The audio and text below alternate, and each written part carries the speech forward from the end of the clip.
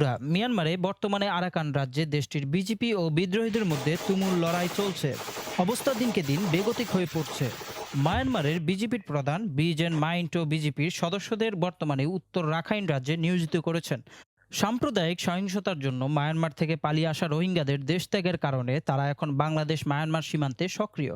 সীমান্ত রক্ষা ছাড়াও বিজেপি চেকপোস্ট পরিচালনা এবং রাখাইন রাজ্যে রোহিঙ্গাদের চলাচলের নথিভুক্ত করাও তাদের কাজ। মায়ানমারের সর্বশেষ সামরিক অভ্যুত্থানের ৩ বছরের মধ্যে জান্তা সরকার তীব্র সশস্ত্র প্রতিরোধের মুখে পড়েছে।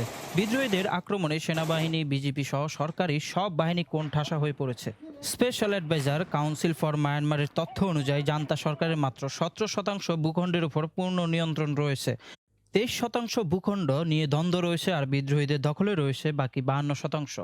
এদিকে জান্তা বাহিনী প্রতিদিনই পরাজয়ের মুখে পড়ছে এবং দখলকৃত ভূখণ্ডের নিয়ন্ত্রণ নিতেও ব্যর্থ হচ্ছে।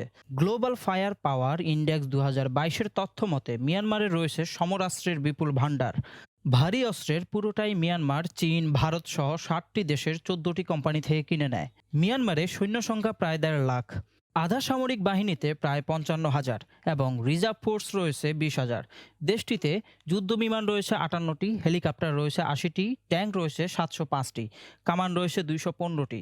সামরিক যানের সংখ্যা ৮,০০০, রকেট প্রজেক্টর রয়েছে ৫৮০টিরও বেশি, যুদ্ধজাহাজ রয়েছে ৩৬২টি, আর সাবমেরিন রয়েছে ৩টি। সামরিক শক্তিতে মিয়ানমার বিশ্বের ৩৫তম। ২০২১ সালে জান্তা বাহিনী মায়ানমারে পুনরায় ক্ষমতায় আসে এবং ক্ষমতার অপব্যবহার করতে থাকে।